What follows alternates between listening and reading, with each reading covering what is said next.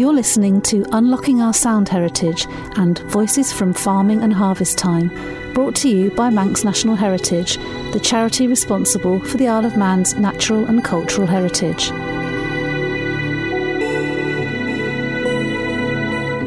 The sound recordings you'll hear today and throughout this series on Manx Radio are part of a unique collection of around 600 sound recordings, digitised from the Manx National Heritage Sound Archive and available now online for the first time.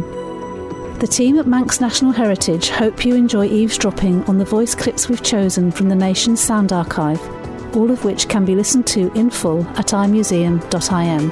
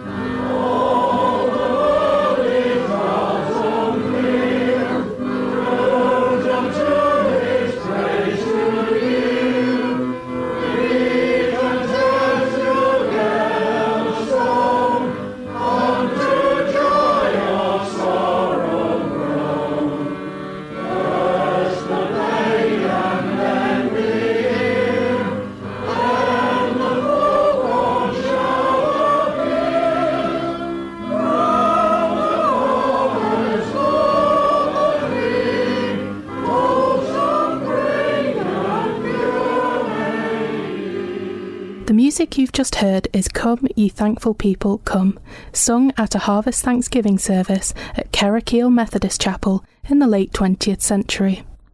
But of course, before you get to the harvest, there is an awful lot of work to be done on the farm, not least looking after the animals.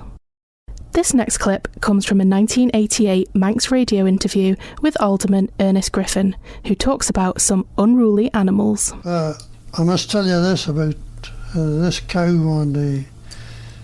I got in a terrible row over it.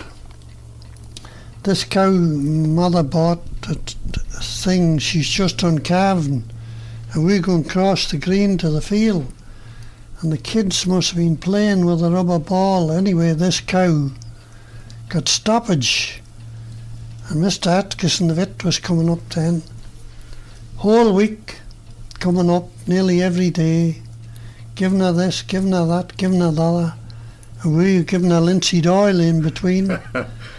And anyway, there was no sign of the stoppage, and she just done calving, and we were using the milk and giving to the people. So anyway, he come up on the Saturday and he said, I wouldn't give you a tuppence for a cow. I could see it, she was all sinking in the eyes, and she hadn't passed nothing. So I went in, I got an old book of my grandfather's, and I read the recipes. And there was one there to give a quart of melted lard. I give it to her. Heated the lard, it was a Sunday, I remember that. Heated the lard and give it to her. And within 2 hours it was there. The linseed oil, everything come from her the same as was put in her. Yeah. And what was it but these solid rubber balls that the kiddies was playing with. Really? That stopped it. Yeah. And lard shifted it. The lard did the trick. And did she survive after that? Oh, survived, had it for years. But the next morning, the people were calling to the house for the milk, and they were playing Hamlet with the wife about the grease coming to the top of the tea.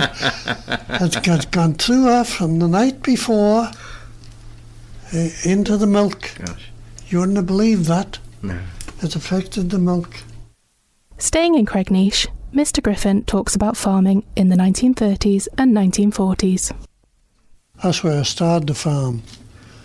3 cows, 20 sheep, and a pair of horses. And then I was 6 months, and my mother bought another cow for a wedding present from Ellis Rock Mount. And I remember she gave £60 for it then. That was a lot of money in those days for a cow. Must have been a good cow. It was a good cow. These were all milkers, were they? All milkers. There was, I had 3 shorthorns and this one Frisian. Now, who were you supplying the milk to? Cregnish was getting the most of it, and we were making butter with the rest of it. In the old churns? In the old churn. Blowing the cream off the dishes in those days and using skim milk for feeding the calves. Was there many people living at Cregnish then? There was about 50 people with families and all in Cregnish at that time. What sort of work did they work in the area? Or? Most of them were at sea in the summertime, retired captains and various ones working down Port St Mary and all, but the biggest bulk of them were seamen. Now, what's the acreage that you were working there? Around about 60 acres then. There was just working down one strip right down through to the Sound nearly. Yeah. What was the land like? The soil, good soil? It wasn't too bad, but in those days, you see, the grass wasn't so good then as what is now. You're getting 10 blades today with artificial manure, where we only had 1. Put it that way. Is that so? Yes. Because they use so much artificial manure today, you see, they get 10 blades where there was 1 practically. Yes. What sort of crops did you grow? Oh, corn, mixed crops, corn, potatoes, turnips, all to feed the young stock. Who was running the farm with you? Just the wife and I. Yeah. Just the wife and I. There's only 1-man farm. So there was a pair of horses for your ploughing? Yes. But you had really good neighbours up there in those days. When the men were coming home off the steam packet boats in the harvest, they were all out to help you, every one of them. And you were giving them a ridge of potatoes or spuds. You're giving them a ridge of spuds in place of it, you see. Yeah. So you could always get a help when you needed it. A help with the potatoes, putting them in. Then they were off on the Isle of Man boats. And then when they were off waiting to get on the high road, they couldn't get on the high road till November, you see. They'd potter around doing jobs. No payment. Different altogether. Come, anything you want doing. Interviewed in 1996, Annie Kermode spoke about making and selling butter at Glen May. We did our own milking and churning. Made butter. Supplied our own butter. Did you take the butter to the market? Pardon? Did you take the butter to the market, or was the butter for your own use? To the market? Well, we were going to a grocery shop in Glen May. About the butter. Hey? The butter. The butter? Yes. Mother had The butter was going to the grocers. Oh, was it? I thought Mother had people coming to get it, you know. Maybe not up to Durley's Cast, but when we moved down to Gordon Farm, she had plenty of people coming looking for butter. She was a very good butter maker. Farming was hard work, and sometimes you needed to hire extra labour to help get the jobs done. In this interview, recorded in the late 20th century, Mr. and Mrs. Norman Collister of Cregnish talk about going to the fair at the Adelphi Yard to hire farmhands for the Sound farm. Well, where were the men hired? Did they have a... Oh, down the Adelphi Yard. The Adelphi Yard? Aye, Douglas. In Douglas? Aye. Oh, at a fair, was it? Yeah. Really? Yeah. 12th of November, was it? 12th of November.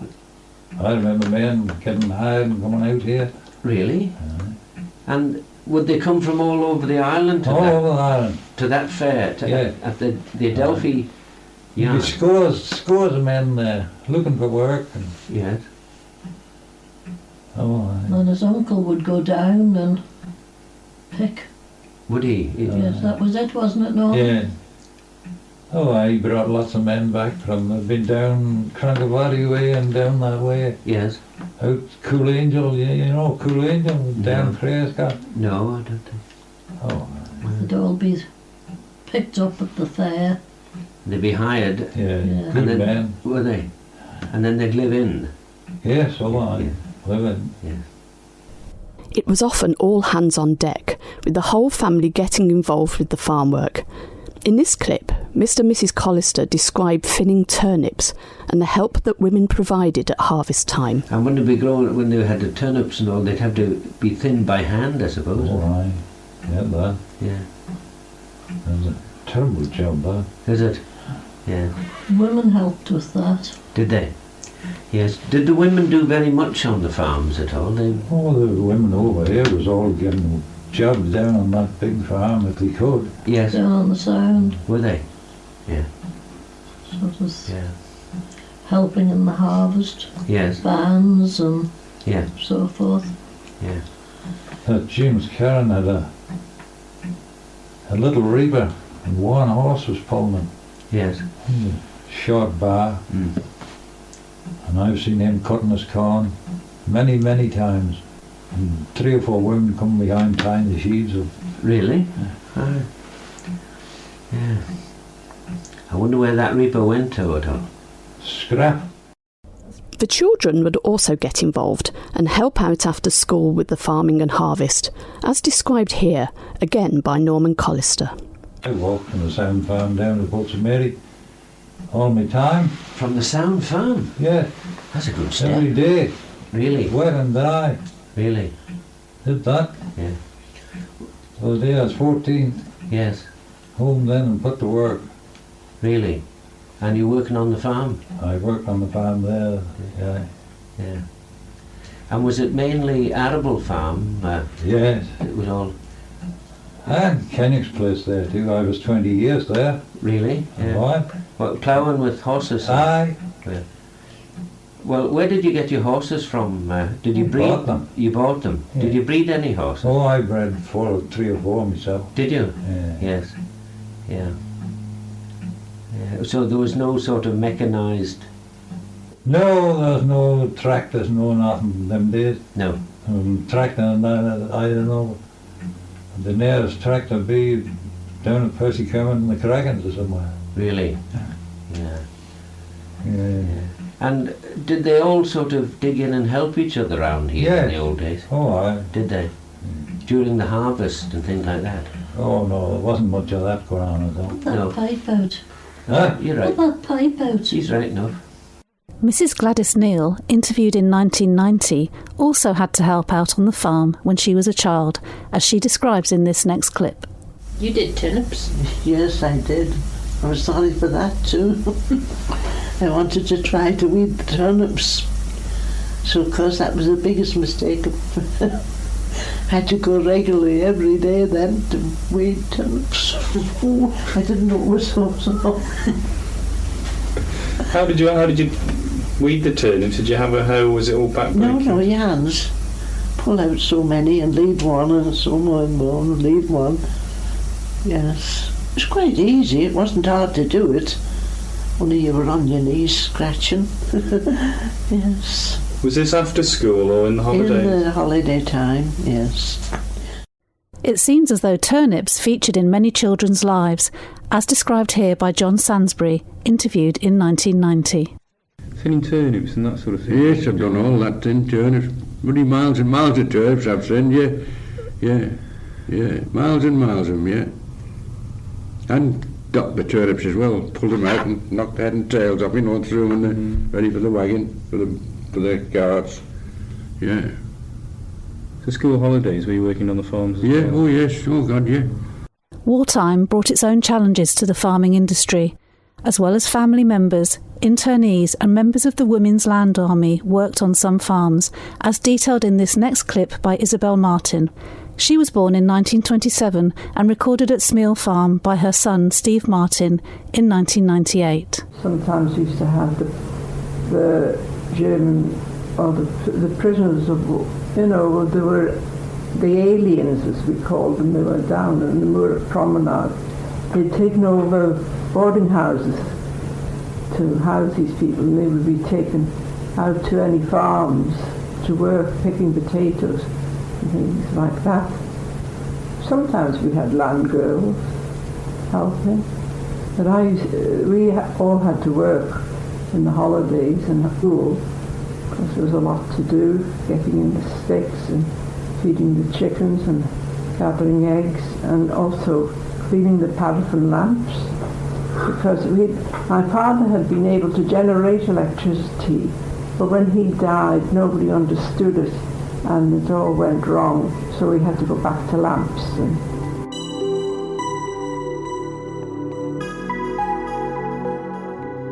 As we've heard, working the land was a hard life, and here we are back with Mr. Griffin, who talks about the lack of profit in farming. Now, what sort of cost would you be talking about of running a farm in those days, and the cost of crops and the cost of buying animals and so on? Can you remember any of the prices you'd be paying? All I know, you're lucky to survive in them days. You're lucky to survive. So it wasn't a big profit-making job, that? Oh, no profit much, because you hadn't the quantity of stock there. You hadn't the grass and all. Sometimes farmers turn to the sea to supplement their income.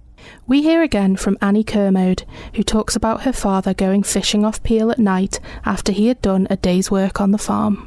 What type of crops did you grow on the farm? Pardon? What type of crops did you grow on the farm? Well, we grew all our own potatoes and turnips, carrots, and the oats. On the farm, that's the harvest. My father did all the work. He went out fishing at night from Peel to help the income, if you know. It wasn't just farmers who turned their hand to fishing. Fishermen would also take up farming when needed, as Alec Madrill of Craignish, interviewed in 1988, tells us. And all these fishermen would be away in the summertime, and then they'd be, if the mill was about, you'd have to go around and ask them to see where they come to thresh with. They could adapt themselves to anything.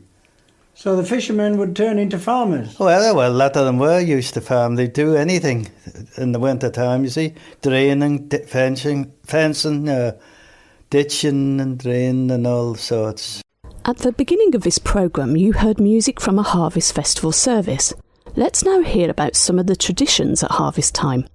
In this clip, we hear what happens to the last sheaf of corn and the harvest melliah. Why do you remember the melliah then? Up at Culslew at Adam Thompson's.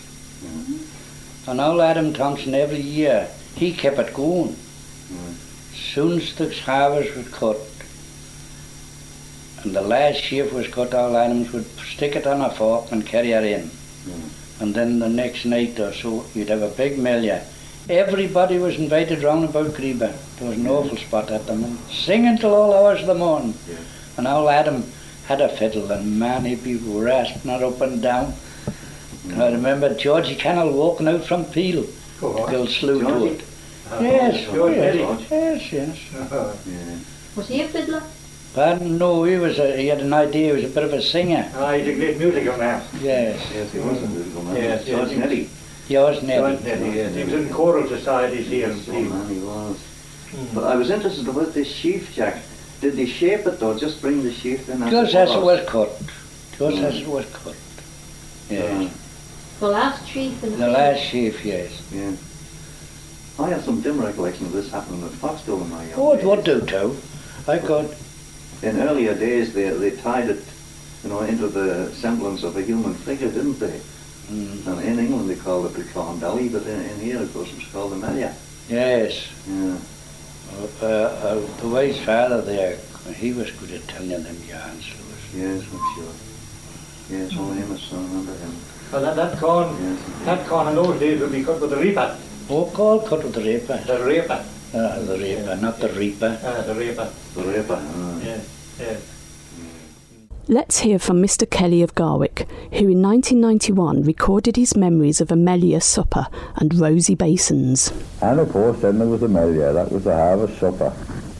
When the farmers had their harvest all in, I makes my mouth water to think of it.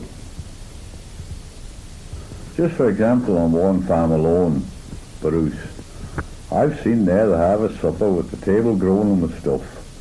8 to 10 roast rabbits all cut up into bits, 3 or 4 chickens all roasted and cut up, a crock of hard-boiled eggs, maybe a couple of score in it, all shelled, and slices and slices and slices of home-cured bacon, cold of course, as much bonny or griddle cake as you could eat, a couple of pins of bitter, and a couple of pins of mild for the men, and well, the women if they wanted to, but there was always a big urn of tea on the hob, and you just got yourself a rosy basin off the dresser.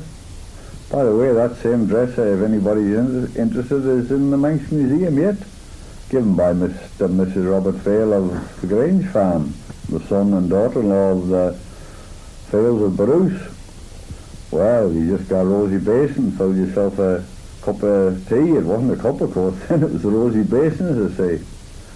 But everybody mucked in, and there was not much in the way of entertainment except a piano or maybe a gramophone, the old gramophone with the horn on, with the dog sitting there, his master's voice. Of course, there was no tin entertainment those days like there is now. Of course, not all the farmers give these melias, these harvest suppers.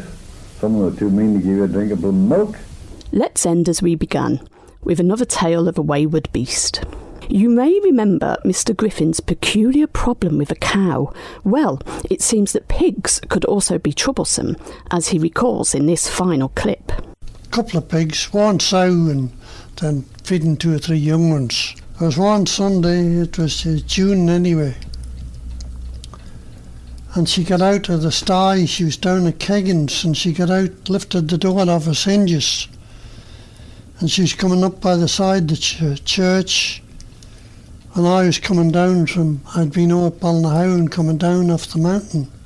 I saw her coming, so I ran down to try and stop her, to knock her back to get her down, and she wouldn't go. She turned down to letterbox, and me running by the side of her, hitting her, trying to hit her back, and they were all in church, and I never thought on the door open, you see, and when you come down off the road, the wall goes so far, and then the church doors in on the cement thing. Yes. She darted in there, I didn't stop, off in the house, locked the door of the bedroom, watching them out. But there was an old fella in there, Harry Watson. He got out. She emptied the church, but he got out and put her back in the yard and shut the gate. Then they come thumping at the door. Naturally, I didn't open it. So the pig put the fright up the congregation then? Oh, well, she emptied them all. She must have slowed up, you see, because she had to go in, turn. Yeah. So speed was of her. So I suppose you kept that story to yourself for a long time, did you? Pardon? You kept that story to yourself for a long time? For a long time, yes. Yeah. No, it was all over the village at the time.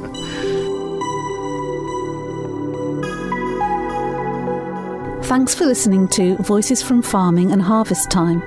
Join us next time for Manx Gaelic Voices, or in the meantime, listen again on the podcast available on the Manx Radio website.